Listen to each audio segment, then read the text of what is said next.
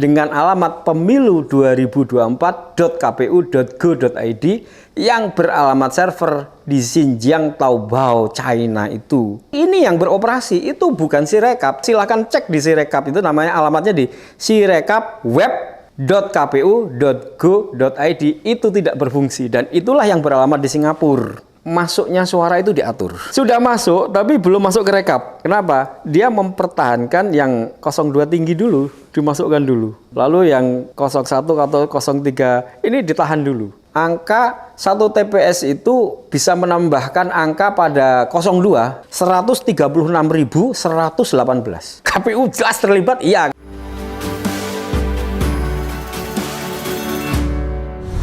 Assalamualaikum warahmatullahi wabarakatuh. Selamat datang di channel Abraham Samad Speak Up. Seperti biasanya, hari ini saya menghadirkan tamu yang luar biasa. Beliau ini adalah Muhammad Agus Mahsun, ahli IT yang menemukan 54 juta DPT siluman atau DPT yang bermasalah. Dan juga beliau mempermasalahkan sistem IT KPU. Assalamualaikum. Waalaikumsalam warahmatullahi wabarakatuh. Serasa dipanggil KPK ini saya. Ini bukan KPK yang panggil Mas Agus. Mas Agus, kita lihat ini ya. Begitu banyak persoalan yang kita lihat hiruk pikuk di dunia ini ya, di dunia maya, di dunia nyata tentang kecurangan pilpres. Dan yang menarik, salah satu temuan atau salah satu tulisan Mas Agus Mahsun yaitu menyatakan bahwa algoritma kecurangan digital dengan 54 juta DPT yang bermasalah. Ini kan sebenarnya tidak aman ya dari sistem keamanannya, sehingga disinilah bisa terjadi kecurangan yang luar biasa dari sistem IT itu. Gimana kira-kira? Iya, Bang Abraham Samad. Terima kasih ini diundang di Speak Up ini. Jadi bisa speak up ya. Oke. Yang saya mau speak up itu algoritma itu sebenarnya algoritma tahun 2019. 2019. Ya, itu saya presentasikan di KPU 14 April 2019, 3 hari sebelum Pilpres. Jadi saya datang bersama Pak Hashim adiknya Pak Prabowo ya. Pak Agus Mahsun ini dulu tim IT Prabowo Sandi ya? Iya, gitu ya. Menarik nih ya. Silakan lanjutkan. Ya, jadi waktu itu kalau sekarang 54 juta, waktu itu 17,5 juta. Nah, 17,5 juta itu saya menemukan DPT dengan kode-kode khusus. Ada di tanggal lahirnya itu dan itu terkumpul di 19.400 TPS dan saya sudah cek itu kebanyakan adalah DPT di mana tidak ada orangnya. Nah, itu nanti ceritanya panjang. Nah, waktu itu kita minta supaya dihapus karena kalau tidak saya katakan maka algoritmanya itu akan begini. Saya presentasikan di depan KPU. Pak KPU, kalau ini tidak Anda hapus dan 17,5 juta DPT ini menghasilkan surat suara dan kita tidak tahu sekarang berada di mana, beredar, maka yang terjadi adalah nanti akan ada klaim kemenangan melalui quick count. Lalu kemudian situng itu akan menghasilkan suara hitungan itu sama dengan quick count. Lalu kemudian lapangannya itu nggak sama antara quick count sama situng yang waktu itu nggak akan sama. Nah, 17,5 juta inilah beredar di mana nanti dia akan menyesuaikan masuk kepada kotak suara melalui hitung manual berjenjang. Nah, 17,5 juta itu ada kode-kodenya. Jadi misalnya dia untuk menang itu dia butuh 10 juta, maka dia tinggal query tarik 10 juta. Maka dia tinggal 10 juta itu ada alamatnya di TPS mana. Surat suara itu udah dicoblos-coblos dengan konfigurasi ini ada di satu kotak suara. Tinggal kotak suara itu dioperasi selama 1 bulan, kan waktunya 1 bulan. Jadi itu penyesuaian. Nah, yang sekarang ini lebih parah. Karena bukan 17,5 juta, tapi ada 54 juta. DPT ya. Ya, tetapi 54 juta itu KPU kali ini tidak menyertakan NIK, KK, dan tanggal lahir. Sehingga kode-kode yang saya temukan itu udah nggak ada lagi. Disembunyikan oleh KPU. Disembunyikan kodenya. Kodenya masih ada, saya yakin masih ada, tapi disembunyikan. Karena kan udah kita bongkar tuh di 2019. Nah, maka kemudian sebenarnya saya meminta kepada KPU 54 juta itu tolong ini divalidasi dan diverifikasi. Ini ada bermasalah. Masalahnya adalah satu, usia di bawah 17 tahun. Itu ada 16 tahun, ada 14 tahun, ada 4 tahun, ada 0 tahun. Nah, Lalu kemudian orang usianya di atas 100 tahun, tapi ada sampai 1030 tahun. Iya. Kemudian ganda banyak sekali, kemudian RT RW-nya 0. Nah, RT RW-nya 0 itu saya menengerai dan saya mendapatkan data dari analisa saya itu adalah penggelembungan di daerah di mana RT RW-nya 0. Jadi misalnya simpel gini, penduduknya itu sekian, lalu DPT-nya itu 120% dari jumlah penduduk. Nah, jadi pasti kan ada itu. Nah, itulah yang saya sampaikan kepada KPU, tolong ini divalidasi dan diverifikasi. Dari 54 juta itu yang benar berapa, yang tidak benar berapa. Misalnya contoh yang tidak benar itu begini. Ada nama ganda, namanya Galan Priyatmaja, itu terulang 11 kali. Namanya sama persis, umurnya sama persis, ada di TPS yang sama. Artinya, kan dia itu sebenarnya cuma satu. Tapi Anda mencetak 11 surat suara, berarti ada kelebihan 10. Yeah. Nah, kelebihan 10 itulah yang saya minta, tolong. Ini Anda edarkan kemana? Ini kan Anda cetak ini, karena pencetakan itu mengikuti DPT 2 Juli. Nah, contoh inilah yang saya maksud. Kalau begitu, tolong Anda verifikasi, Anda validasi. Berapa sebenarnya yang valid? Misalnya ya, yang ganda ini kan ada 10 tadi. Kemudian ganda-ganda yang lain dan dengan beberapa item, akhirnya berapa sih? Let's say katakan, oke, yang valid 34 juta, berarti ada 20 juta.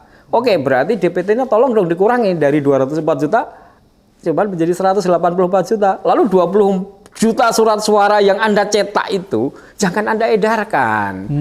Mana? Kita musnahkan. Kenapa? Loh, kalau enggak, maka algoritmanya saya nyatakan begitu. Nanti itu hari H pasti akan ada klaim kemenangan melalui quick count. Lalu kemudian diikuti oleh situng yang sekarang bernama Sirekap. Karena saya sudah investigasi Sirekap itu. Dan investigasi saya kepada KPPS itu menunjukkan sampai H-6 Sirekap itu tidak berfungsi.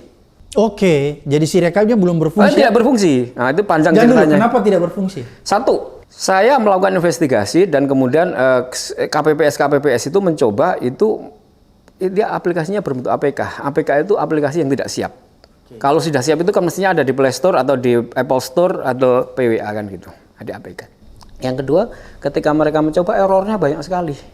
Jadi dia belum mengalami proses namanya UIT, User Acceptance Test, itu belum.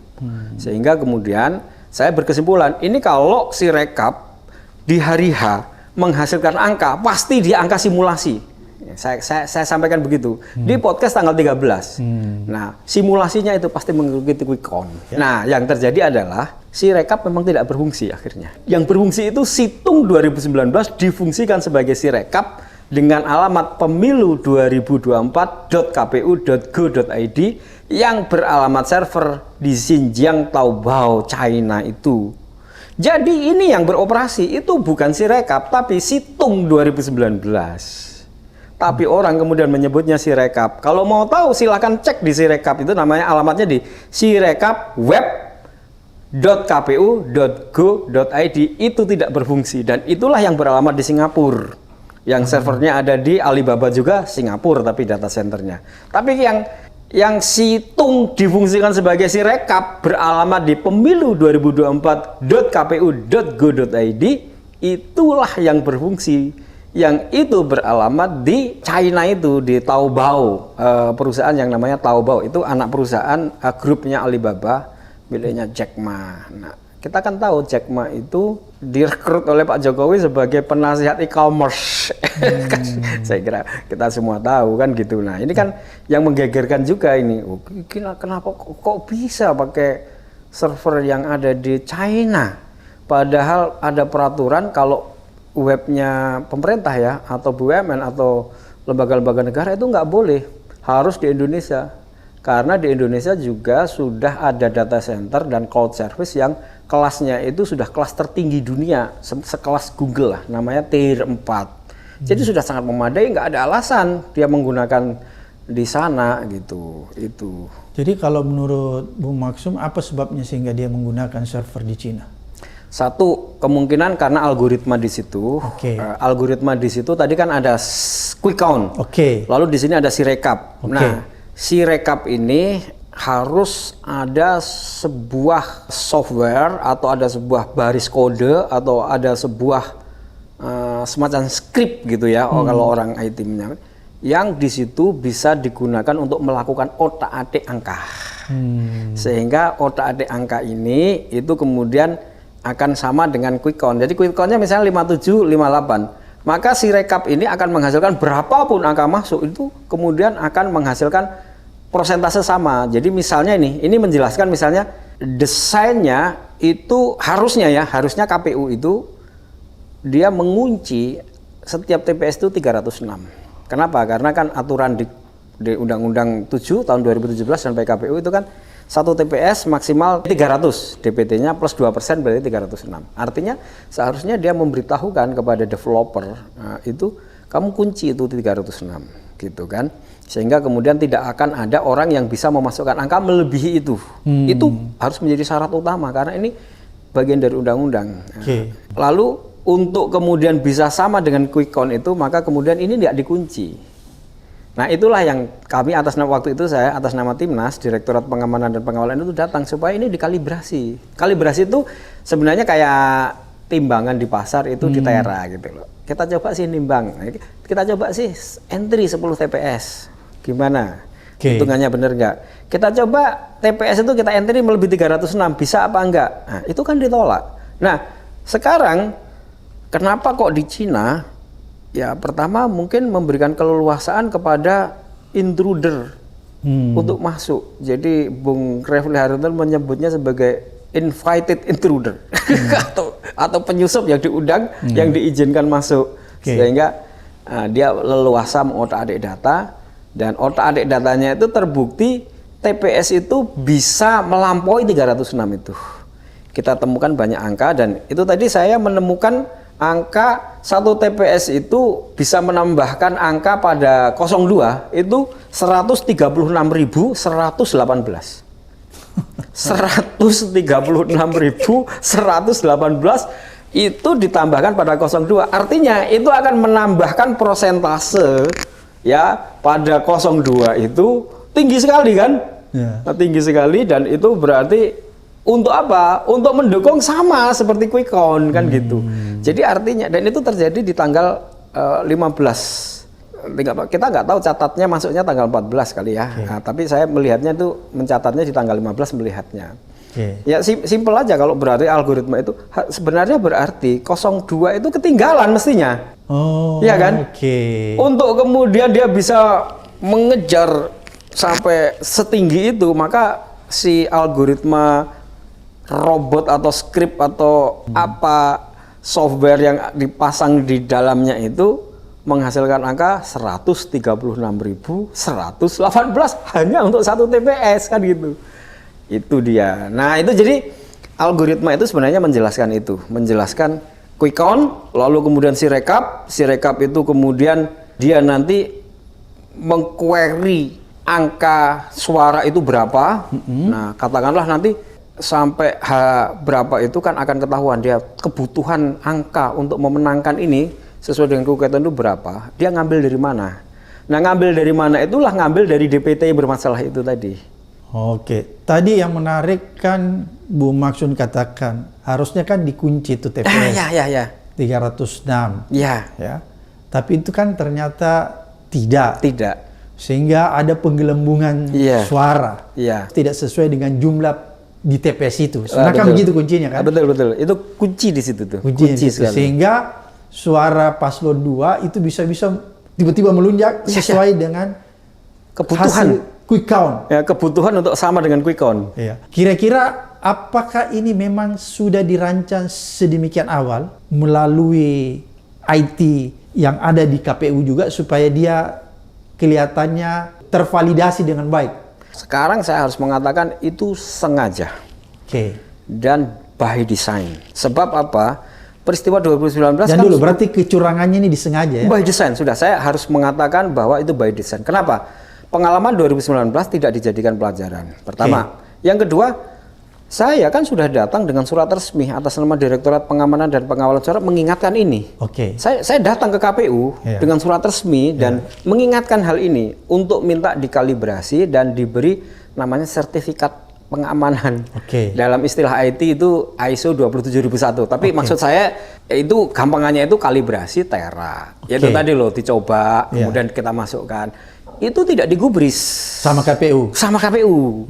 Lalu kemudian kejadian, ya kan? Dan kejadiannya kemudian beneran bisa memasukkan angka 130. Itu kan 100 di TPS di Malang itu, Batur Malang TPS 55 itu. 136.118. Itu udah nggak masuk akal, itu hancur-hancuran itu. Hancur-hancuran itu. Berarti udah aduh, ini gila ya gila beneran udah kalau begini tuh. Jadi kan begini, Bu, maksudnya kalau kita lihat bahwa sebenarnya apa yang dilakukan walaupun memakai teknologi IT, ini kan sebenarnya justru memperlihatkan ke kita bahwa yang terjadi ini kan kecurangan yang tidak bisa masuk di akal sehat kita. Maksudnya begini, biar anak yang baru masih umur belum terlalu pandai, dia bisa tahu bahwa angka-angka ini nggak masuk akal. Tidak masuk akal, kira-kira seperti itu ya. Tapi nanti sama KPU itu dibalik bahasanya. Loh, kalau aku mau curang masa ya aku akan memasukkan angka itu sebanyak itu? Tentu kan ya enggak. Lah nyatanya iya. Nyatanya iya, Anda memasukkan angka semacam itu dan seharusnya kan Anda sudah mengunci. Jangankan kemudian 136.000, harusnya 307 aja udah nggak bisa. Karena itu bagian dari istilah IT-nya, itu bagian dari bisnis proses. Yang Anda itu sebagai orang KPU, itu dalam istilahnya adalah SME, Subject Master Expert. Anda orang yang menguasai bagaimana rule yang harus ditanamkan, didesain di situ. Kan gitu. Lah Anda tidak melakukan itu, padahal sudah diingatkan melalui surat resmi. Peristiwa 2019 juga memberikan pelajaran itu, lalu Anda lakukan, ya kan? Lalu Anda koreksi, nanti dikoreksi. Yang viral-viral gini pasti dikoreksi, tapi koreksi ini justru pengelabuhan. Kan menarik tadi Bu Maksun katakan bahwa di pemilu 2019 ini kan peningkatannya jauh lebih besar, ada 54 juta DPT yang bermasalah. Kalau kita lihat berarti 54 juta ini memang disiapkan untuk klaim kemenangan yang akan bekerja dan dititip di setiap TPS ya? Ya, jadi 54 juta itu disiapkan dalam posisi step yang terakhir. Quick count, kalau quick count kan gampang. Ya, dia mau mengarang angka apa aja kan bisa quick count itu kan. Nah, kemudian Sirekap. Nah, Sirekap itu juga masih digital aja. Digital ya? Kuncinya ada kepada itu tadi, celah yang sengaja dia buka. Makanya saya menyebutnya sebagai intruder yang ada di dalam sistem. Maksud saya penyusup yang diizinkan. Intruder, ya memang intruder. Orang lain lagi menyebutnya sebenarnya software bukan orang. Software ini sudah disetting. Pokoknya hasilnya seperti itu. Ketika kemudian suara yang lain 01, 03 itu masuk, akan merubah komposisi persentase, maka dia otomatis akan menghasilkan angka itu kemudian masuk kepada satu TPS yang nampaknya kurang rapih. Sehingga bisa masuk ke dalam satu TPS sampai 136.000 itulah. 136.000 ya? Ya gitu. Jadi memang kelihatannya kejahatan itu tidak pernah selesai dengan sempurna. Selalu ada hal yang ditinggalkan sehingga orang bisa melihat bahwa ternyata itu kecurangan yang luar biasa. Kalau kita lihat kan hasil dari TPS itu kan kemudian dimasukkan ke Sirekap ya? Kan begitu perjalanannya. Iya, betul. Tapi kemudian itu juga di Sirekap ada masalah. Iya. Masalahnya ya pertama itu tadi, celah itu tadi. Celahnya yang tidak dikunci itu sehingga kemudian terjadi peluang adanya angka melampaui itu yang kemudian diakui oleh ketua KPU terjadi kesalahan. Nah, ini berarti pengakuan sudah. Nah, tapi pengakuannya tidak tulus, tricky. Apa yang dikatakan oleh ketua KPU dan ini saya kira publik harus tahu, dia menyalahkan namanya OCR, kamera yang disebut sebagai optic character recognition. Kamera pembaca karakter, membaca angka-angka gitu. Sehingga kemudian dia mengatakan itu bukan kami yang salah, bukan admin kami yang salah itu adalah kamera membaca, lalu mungkin angkanya nggak jelas, selalu menghasilkan angka 136.000. Wah, ini kebohongan yang luar biasa. Gampang mengatakan kebohongannya. Kalau Anda mengunci Sirekap tadi itu di TPS 306, maka berapapun angka yang dihasilkan oleh OCR salah, mau 1 juta, mau 400 nggak akan masuk. Nggak akan masuk kan? Nyatanya masuk. Dan masuknya kebanyakan terpola gitu loh. Jadi Anda nggak bisa menyalahkan kamera OCR. Saya pernah diundang kepada perguruan tinggi ya, forum guru besar. Ngamuk-ngamuk itu forum guru besar. Loh, OCR itu sudah lama kita pakai. Akurasinya tinggi. UMPTN itu pakai OMR, OCR. Udah biasa kita pakai. Nggak ada kesalahan seperti KPU yang lakukan ini kan gitu. Dan itu bukan OCR, bukan AMR. Anda itu benar-benar tidak minta maaf itu. Anda mengelabui ketua KPU itu.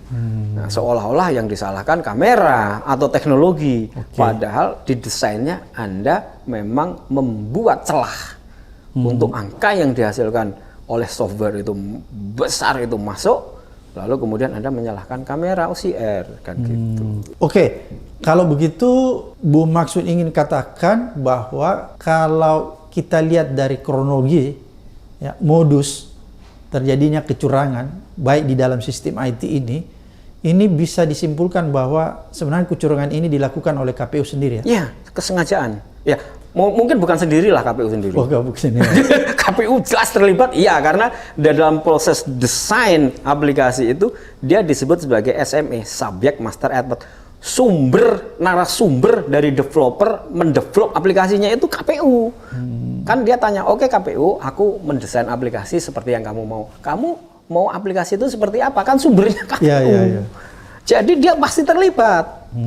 Nah, nanti mestinya si developer itu harusnya dipanggil ke sini, ditanya, waktu kamu mendevelop itu di briefing apa sih? Kan gitu loh ya. Iya kan?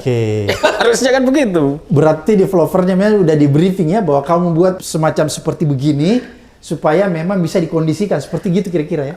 Itu yang mesti ditanya. Bisa jadi juga begini, si developernya sebenarnya tidak di briefing itu. Tetapi setelah kemudian aplikasinya jadi, kemudian kan dia memasukkan developer lain sebagai intruder tadi, kemudian memasukkan dia buat backdoor atau bisa juga. Makanya belum tentu juga si developernya bersalah. Tapi yang jelas KPU-nya yang bersalah. Jelas pasti. Itu curangnya? Oh iya, udah pasti. Itu udah pasti KPU-nya. Tanpa ada izin dari KPU, tidak mungkin ada itu tadi software atau intruder atau invited intruder untuk bisa melakukan TAD. Tanpa itu. Kalau dia membuat namanya ISO 27001 saja sudah aman, nggak mungkin ada itu tadi. Ini kan yang menarik ya, ketua KPU itu mengenai dugaan ketidaksesuaian dalam sistem tabulasinya ya. Sehingga kalau kita lihat pengalian dari isu dugaan adanya algoritma di Sirekap agar hasilnya selalu sama dengan quick count seperti begitu ya. Iya. Nah itu yang tadi saya sebut sebagai tricky. Atau seolah-olah minta maaf, tapi sebenarnya dia sedang membangun opini kesalahan itu tidak dilakukan oleh by design, tapi dilakukan oleh kamera yang disebut OCR, OMR itu. Padahal mudah sekali dijelaskan. Itu by design. Kalau kamera itu salah membaca lalu menghasilkan angka 1000, kalau desainnya betul pasti nggak akan masuk angkanya itu, kan gitu. Nah, jadi sebenarnya itu pembodohan, tidak tulus minta maaf. Dan saya kira juga tidak bisa lah kesalahan itu kemudian minta maaf itu ya nggak bisa tuh. Masa kemudian minta maaf gitu kemudian selesai. Ini gimana urusannya? Dia harus mempertanggungjawabkan secara hukum ya, Bu maksudnya? Iya, ini pidana. Pidana ya? Pidana. Yang kedua, ya pidana tentang desainnya ini tadi ya, kita bisa jelaskan. Banyak lah, nggak cuma saya itu bisa menjelaskan tentang tidak dikuncinya. Yang kedua, hasil dari misalnya itu tadi kan yang saya capture 136.000 tadi itu kan terjadinya di tanggal 15. Ya. Artinya itu sudah masuk dalam rekap di tanggal 15 atau bahkan tanggal 14. Ya. Artinya akan persentase itu masuk ke 02. Nah, pada waktu itu sumber utama publik dan media untuk mengetahui hasil Pilpres itu dari mana? Kan dari Sirekap. Dan itu sudah dikonsumsi oleh media, sudah dikonsumsi oleh publik. Bahkan sudah menghasilkan korban. Korbannya 02, yaitu pasangan Prabowo Gibran. Dia mendeklarasikan kemenangan atas ini, kan korban dia. Iya kan korban itu. Padahal sebenarnya hasilnya tidak seperti itu. Tidak seperti itu. Nah, tadi dikoreksi kan. Nah, pada mengkoreksi itu trikinya juga selain dia menyalahkan teknologi OCR, dia tidak mengkoreksi persentasenya berapa. Setelah dikoreksi itu sebenarnya hari tanggal 14 pada jam itu berapa persentasenya. Tanggal 15 berapa. Berapa yang dikoreksi itu persentasenya berapa, yang benar berapa.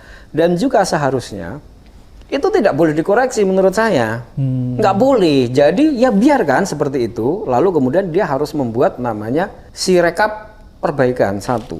Tampil di web itu, halaman itu di ya, subdomain atau di halaman ya seperti sekarang ini kan dia buat namanya, kalau sekarang kan pemilu 2024.kpu.go.id. Nah, ini mestinya harus pemilu 2024 P1. Nah, ini seluruh perbaikannya itu di situ, sehingga kemudian ini nggak boleh diubah.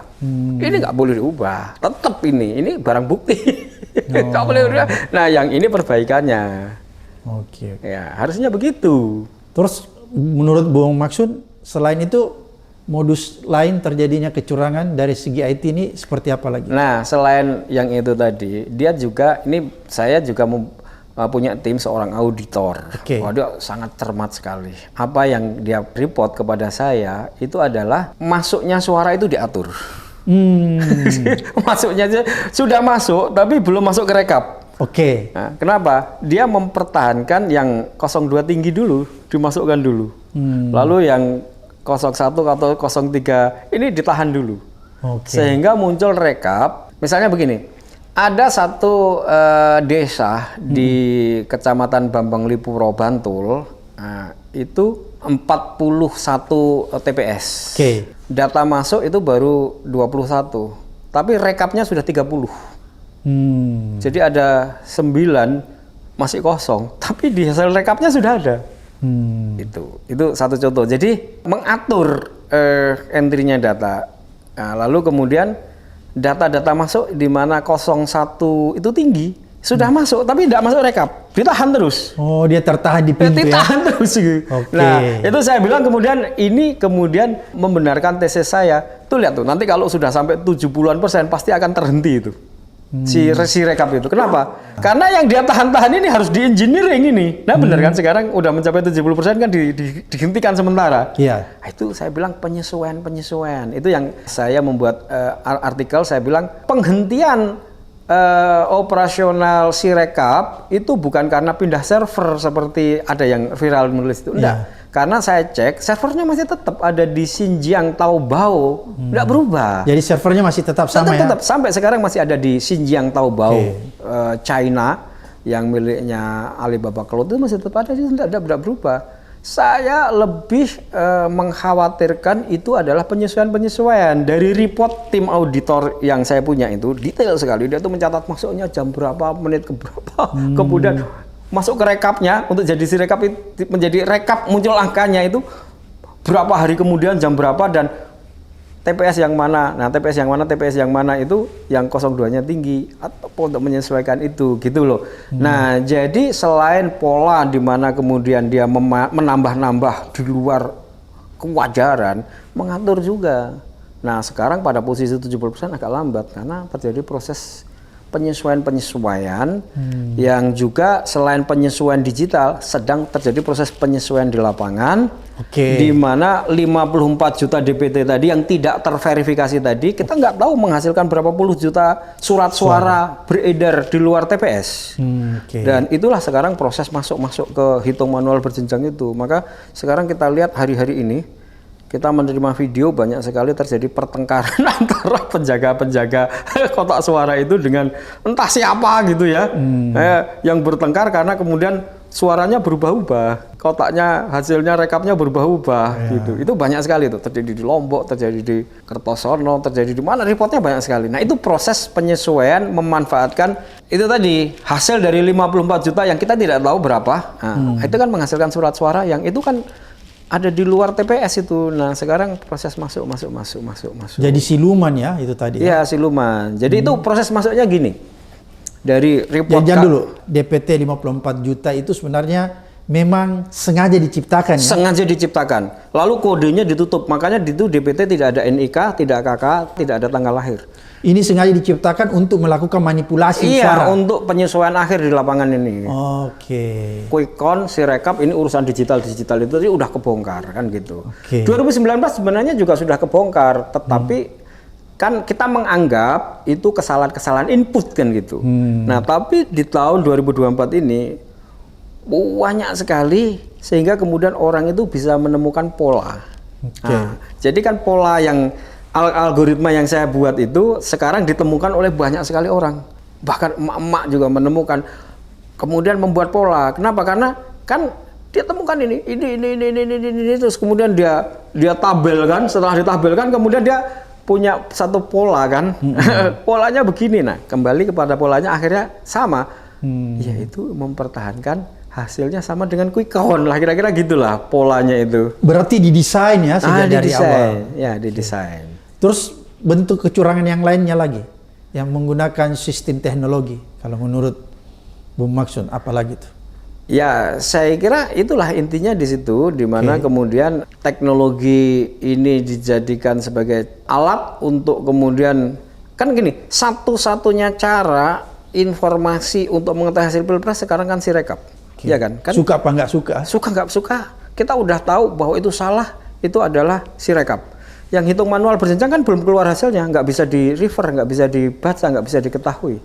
Jadi ini adalah hoax atau disinformasi atau apa ya, yang menghasilkan sebuah informasi ini itu ditampilkan oleh sebuah lembaga resmi negara namanya KPU dan dikutip, di refer oleh orang per orang, media baik nasional maupun internasional, mau nggak mau tetap menggunakan itu. Coba lihat perdebatan orang-orang itu kan selalu merefer ke situ. Wah, ini sudah 70% walaupun terjadi gitu.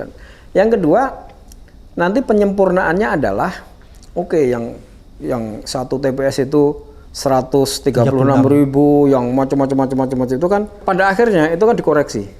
Nah, pengoreksian itu normalisasi. Normalisasinya apa? 136.000 itu dibagi ke dalam TPS yang banyak. Pada waktu dia mengkoreksi itu sebenarnya tidak menghapus itu, tapi tetap mempertahankan angkanya sehingga kemudian terbagi ke dalam TPS, mungkin TPS yang di sebelah sana ketambahan 10, ketambahan 10. Akhirnya kemudian semuanya merata karena kan tidak semua TPS itu pasti datang. Ya, makanya ketemulah angka 136 itu.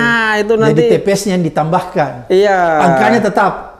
Angkanya tetap dibagi-bagi masuk ke TPS mana, ke sana 10, ke sana 10. Misalnya gini, TPS itu kan misalnya ada DPT itu 300. Kan nggak semua 300 datang. Paling 250 maksimal. Kan masih ada 50. Nah, itu kan kemudian masih bisa ditambah 20 atau 30 dan 136 itu dia bagi lagi sekarang. Jadi itu finalisasi nanti. Jadi akhirnya nanti hasil akhir itu nggak ada yang aneh, nggak akan ada lagi angka di atas 306, nggak ada karena udah terbagi. Tapi yang anehnya kita melihat bahwa partisipasi di setiap TPS 100%. Nah, itu kan begitu kan? Nanti kan aneh kan? Nanti akan atau melebihi 100%. Ya mendekati 100%. Tapi begini, nanti akan terjadi keanehan gini. Untuk partisipasi Pilpres tinggi sekali, untuk Pileg itu bisa selisih antara sampai 6 juta 10 juta gitu. Gitu. Nah, yang kita lihat ini nanti bagaimana tuh selisih antara Pilpres sama Pileg. Nah, itu selisihnya akan tinggi itu nanti. Mas Maksud, ini tadi ada berita saya dapat KPU mempersalahkan katanya saksi-saksi yang memakai HP itu ya. Pasti udah baca berita ya. HP-nya itu sebenarnya HP yang tidak bisa dipertanggungjawabkan sehingga katanya teknologinya bisa berubah-berubah. Itu sama dengan yang OCR itu tadi. Gitu ya. Nggak bisa. Jadi kalau dia memotret katanya itu nggak bisa dipertanggungjawabkan. Itu berarti kesalahannya terjadi pada proses pembuatan aplikasinya. Karena pembuatan aplikasi itu ada proses yang disebut sebagai ini yang disebut sebagai UIT, User Acceptance Test. Nah, jadi gimana sih? Gini, itu makanya saya heran dengan Ketua Bawaslu yang membela ini, padahal mestinya Bawaslu itu harusnya tahu dan melakukan tindakan ini, mengawasi aplikasi kamu itu udah beres atau belum, sudah dikalibrasi atau belum, apakah akan terjadi seperti situng 2000. Ini kan Bawaslu mestinya, bukan orang lain atau bahkan kami yang bersurat. Atau dia tahu kami bersurat, kami keluar bertanya, itu kan Bawaslu tahu. Kan dia juga bertanya hal yang sama mestinya. Lalu dia tidak menanyakan itu. Lalu malah sekarang dia membelanya, ini aplikasi baru, error-error biasa, termasuk ini tadi.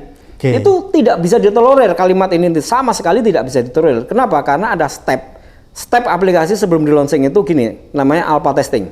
Alpha testing itu dicoba oleh developer sendiri. Nah, mereka yang mendevelop itu. Itu berfungsi apa enggak sih? Kalau saya login, kalau saya memasukkan angka, berfungsi. Oke, setelah itu di testing namanya beta testing. Beta testing itu melibatkan orang di luar developer, tapi terbatas. Kira-kira 100 orang gitu mencoba.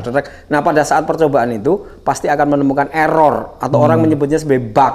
Nah, itu sebenarnya sedang mencari kalau aplikasi ini dipakai oleh HP Samsung model ini, Oppo model ini, Xiaomi model ini, model-model ini itu pasti akan menampilkan error. Nah, dia akan tahu karena model HP itu sekian banyak, maka error-error itu akan ditemukan dan lalu kemudian dia melakukan adjustment dalam aplikasi itu. Semua model HP itu kemudian dia register kalau ini nanti begini, gini. Nah, lalu ini baru namanya beta testing. Itu sudah mendapatkan jenis-jenis HP itu. Ini nanti akan dipakai model-model HP. Lalu kemudian yang terakhir itu namanya UAT, User Acceptance Test. Itu dites kepada nanti penggunanya itu kan KPPS. Nah, dia harus mendapatkan sampling dari 820.000 itu, let's say katakan 1.000. Itu di testing, seluruh men-testing aplikasi ini. Di situ dia akan mendapatkan error dan bug. Salah satu error dan bug itu adalah jenis HP apa yang kamu pakai sehingga kemudian tidak berfungsi optimal. Dia mereport HP saya ini, maka developer kemudian mencari model itu dan kemudian di-adjust sehingga berfungsi optimal. Kalau sekarang dia ngomong gitu lagi, ya ini berarti proses tidak dilalui. Dan itu artinya berarti ya tidak proper. Tidak proper. Seharusnya kan Bawaslu cukup tegas ya. Harusnya Bawaslu itu yang bertanya itu, bukan orang lain harusnya kan. Kenapa kira-kira sampai Bawaslu tidak melakukan itu? Ya Bawaslu sama KPU satu paket. Oke, berarti satu paket aja ini. Saya udah bilang begitu. Kenapa saya ngalamin ini sekarang ya? Saya ngalamin. Satu paket kecurangan. Satu paket kecurangan, saling mendukung, saling apa itu namanya, saling melindungi. Jadi satu paket pelaku kecurangan ini adalah iya sudah KPU dan Bawaslu ya sudah satu paket ini. Ya dalam kasus ini kenapa ketua Bawaslu malah jadi juru bicara? Nah, saya pengen menantang itu ketua Bawaslu ketika ngomong begitu. Gimana ini fungsi Anda ini?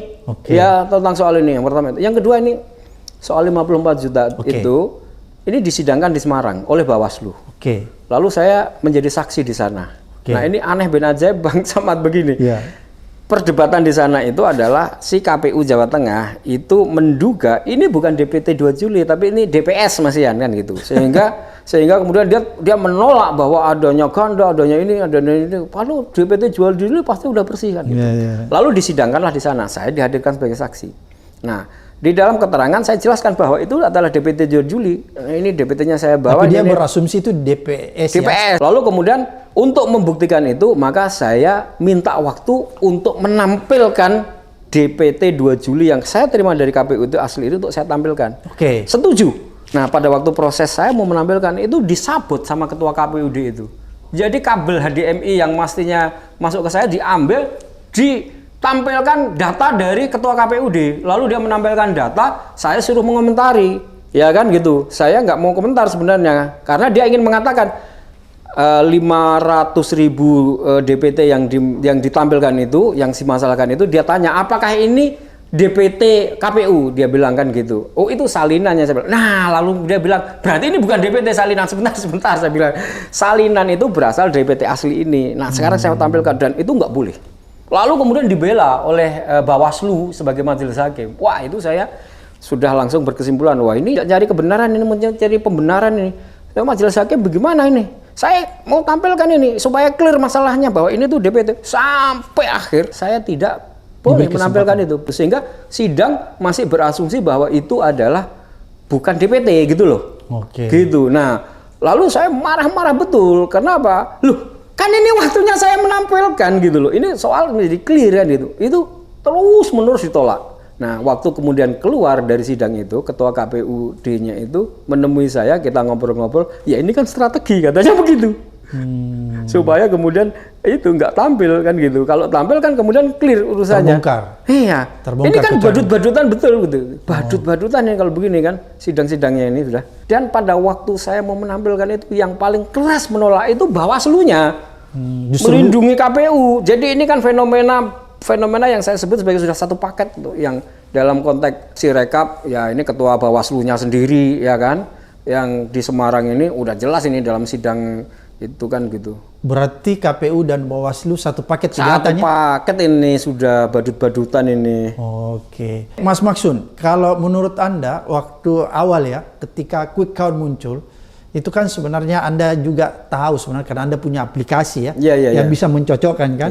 Pada saat ketika quick count muncul dan Anda menggunakan aplikasi Anda, yang Anda bisa lihat sebenarnya apa yang terjadi, mungkin kalau menurut saya aplikasi Anda itu lebih bisa dipertanggungjawabkan karena dia mengambil sampel yang lebih luas dan lebih besar. Mungkin kira-kira seperti itu gambaran saya. Betul. Apakah ketika Anda melihat itu Anda terkaget bahwa sebenarnya kalau faktanya berdasarkan aplikasi Anda, yang menang itu bukan 02? Iya, pada waktu itu saya sudah katakan ya, ketika kemudian kok nggak ada quick count atau real count dari kita gitu loh ya, saya juga nggak ngerti. Akhirnya kemudian saya bukalah aplikasi saya yang memang juga punya relawan yang jumlahnya terbatas. Dan jam 19 itu sempat diliput sama beberapa podcast. Itu menghasilkan angka yang jauh berbeda dengan quick count. Dan saya katakan quick count ini rekayasa aja, ini framing aja, ini cywar aja. Nah, kami waktu itu menghasilkan angka Anies 41, Prabowo sekitar 44. Ingat saya ya, saya agak lupa karena itu terus yang satunya ke belasan lah gitu. Jadi jauh beda. Jadi saya memang sudah sejak awal mengatakan quick count ini adalah cywar. Ini adalah angka-angka rekayasa. Simple saja saya menantang. Kalau memang bukan rekayasa, tolong tunjukkan. Di titik mana Anda mengambil sampelnya? Siapa yang mengambil? Nomor WA-nya, nomor HP-nya, NIK-nya, dan kapan jamnya Anda mengambil. Ini saja untuk kemudian kita bisa pertanggungjawabkan bahwa itu memang setidaknya bukan garbage, sampah. Kan di dalam bukan manipulasi. Ya, di dalam statistik itu ada istilah namanya GIGO. Garbage in, garbage out.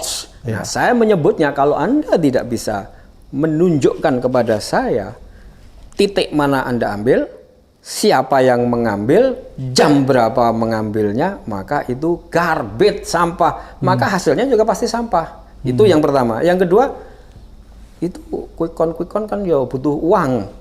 Menggerakkan orang-orang untuk mengambil sampel dan macam-macam. Itu siapa yang bayar? Tolong Anda jujur, siapa yang bayar? Nah, itu aja. Kalau dua itu bisa dijawab, ya bisa kita pertimbangkan. Tapi tentunya tidak dijawab sampai hari ini. Tidak dijawab sampai hari ini. Ketika Anda sudah melihat tuh angka-angka ya, yang tidak sesuai dengan aplikasi Anda, terus sampai titik mana Anda masih mengikuti terus peningkatan angka-angka itu? Sampai jam berapa? Ya, kalau saya sudah nggak peduli itu dengan apa yang disebut dengan Sirekap dan quick count, karena bagi saya sudah jelas kan di dalam tesis algoritma yang saya buat itu pasti dia akan mengikuti terus. Dan yang bisa saya ikuti adalah report-report dari daerah-daerah tentang adanya angka-angka dari Sirekap yang aneh-aneh, melebihi 306 itu, dan kelebihannya itu jauh di luar normal, pikiran normal ya. Misalnya ya, tadi itu 136.000, 11.056, 887, bahkan ada yang 500.000 gitu kan. Itu yang saya ikuti.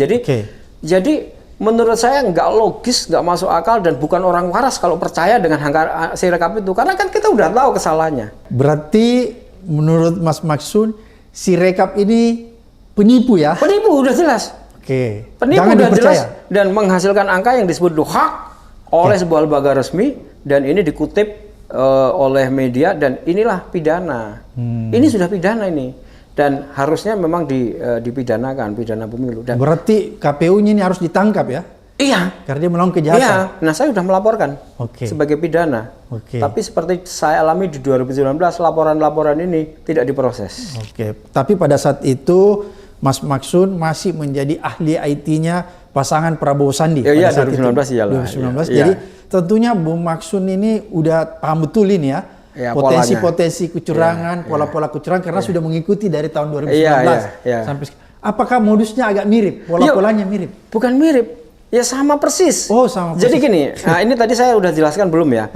Namanya Sirekap itu tidak berfungsi. Lalu yang berfungsi itu adalah Situng 2019. Yang kemudian disebut sebagai Sirekap. Yang disebut Sirekap yang sekarang berfungsi itu sebenarnya Situng 2019. Iya, lalu diberi alamat pemilu 2024.kpu.go.id yang beralamat servernya di Xinjiang, Taobao itulah Situng 2019. Yang tadinya mau dipakai adalah Sirekap. Iya, Sirekapnya diem aja, yang dipakai ya ini. Jadi polanya sama ya, polanya sama, lebih brutal. Nggak ada di tahun 2019, nggak ada itu angka masuk 130.000, nggak ada. Ya paling 700, 900 itu masih ada. Jadi sekarang Bu Maksud ingin katakan kecurangannya ini lebih brutal. Lebih brutal dan semakin selain lebih brutal begini, polanya itu ketemu dan sekian banyak pakar IT itu sudah menjelaskan ini dengan berbagai angle, cara menjelaskannya. Yang profesor juga dengan cara profesor bahasanya sulit ditangkap, yang praktisi mudah ditangkap, yang mak-mak lebih mudah lagi. Menjelaskan berbagai angle temuan untuk menjelaskan satu fenomena yang sama, bahwa yang namanya Sirekap itu ada coding, ada setting yang kemudian menghasilkan angka selalu sama dengan quick count. Ini fenomena yang dijelaskan. Banyak sekali penjelasannya sehingga kemudian cukup mudah untuk bisa memahaminya gitu loh. Mas Maksun, berarti kalau Anda mengikuti ya perhitungan-perhitungan ini karena Anda masih mengikuti terus dari daerah-daerah laporan. Sebenarnya siapa sih pemenang di Pilpres kali ini? Ya belum ada. Belum ada. Sekarang kita mau mengacu kemana coba? Sirekap udah jelas hitungannya nggak masuk akal. Penipu, masa mau kita percaya? Jadi Sirekap ini tolong disampaikan bahwa penipu, jangan dipercaya. Iya, harusnya gini. Kalau memang KPU itu minta maaf, maka yang prosedur yang harus dia lakukan ini stop di sini, lalu dia membuka lagi pemilu 2024. P1 perbaikan 1. Nah, seluruh data yang masuk ini harus diulang dengan C1 yang benar di sini. Sehingga nanti berarti bisa dimulai dari awal ya. Iya. Kalau ini diubah pada TPS yang tadi, ini malah menghilangkan jejak. Dan kemudian itu angkanya cuma disebar aja ke TPS yang lain, persentasenya tetap sama. Ini tipuan lagi. Tipuan lagi kepada kita. Nanti finalisasinya nanti kemudian justru kita memberikan kesempatan dia melakukan koreksi itu yang tadinya 136 itu kan dihilangkan, dikembalikan ke sini. Nah, tapi kemudian itu disebar ke akhirnya sehingga semua jadi normal itu. Jadi ketika kita memberikan kesempatan dia melakukan koreksi itu, kita berikan kesempatan dia untuk menipu kita lagi. Oleh karena itu seharusnya prosedurnya nggak begitu. Prosedurnya ini tetap nggak boleh diubah. Setiap perubahan kan harus ada berita acaranya. Itu kan. Yang kedua, dia harus membuat web baru judulnya Pemilu 2024 P1 perbaikan 1. Dan ini diulang masuknya itu. Koreksi itu baru namanya. Baru itu namanya koreksi. Gitu. Tapi sebaiknya saya tuh berpikiran, ya jangan KPU yang ini lagi yang mengentri di situ. Nggak mungkin ya.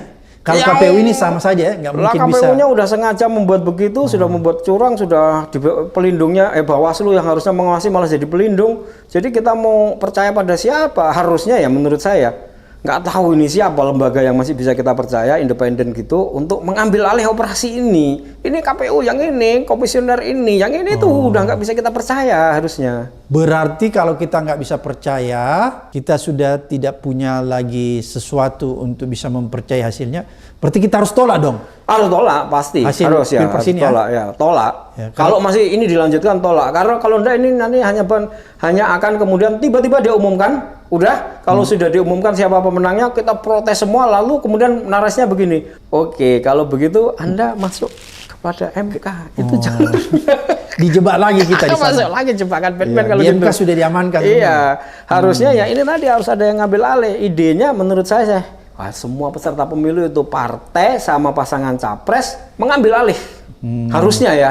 Udah ini darurat ini. Nggak bisa lagi dipercaya. Kalau enggak ini nanti tiba-tiba diumumkan kemudian hasilnya seperti ini, wah ini bisa terjadi gerakan besar marah itu, marah ini. Jadi kalau ini terus dipaksakan oleh KPU, menurut Mas Maksun akan terjadi gerakan massa.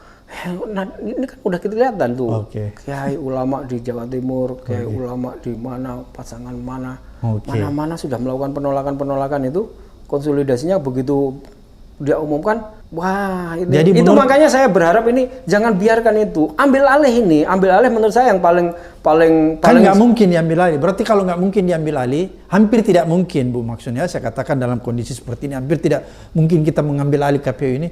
Berarti satu-satunya cara yang kita lakukan tolak. Ya tolak ya pasti. Kalau ini dilanjutkan tolak. Tapi kalau mau dilanjutkan dengan cara yang baik ya, idenya ambil alih ya semua partai-partai atau peserta pemilu ditunjuk untuk masih mungkin kalau itu ya, tapi saya nggak tahu ya. Tapi itu agak sulit, makanya satu-satunya jalan kalau menurut di kepala saya, Mas Maksud harus ditolak saja. Tolak ya, karena ini supaya udah bisa dilakukan pilpres ulang. Itu yang paling ideal. Ya. Menurut saya ya, karena gimana, satu suara itu dalam demokrasi itu nilainya jauh lebih tinggi dari uang berapapun. Karena bahkan prinsipnya gini ya, 50% plus 1 kalau nggak salah. Nah kalau misalnya nih, misal ada 2 pasangan, lalu kemudian ada 1 suara, kan tinggal jatuh ke kanan atau ke kiri. Ini 1 suara itu nilainya tinggi sekali. Berarti 1 suara di dalam perhitungan ini itu nilainya melebihi nilai uang.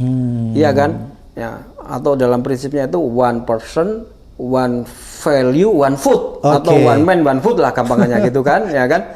Ini kan nilainya tinggi sekali. Lah ini yang diubah-ubah itu bukan 1 itu tadi. Ada 11.000, ada 138.000. Wah, itu kan pengingkaran terhadap nilai demokrasi oleh KPU dan jajarannya, termasuk Bawaslu-nya itu udah pengkhianatan yang luar biasa.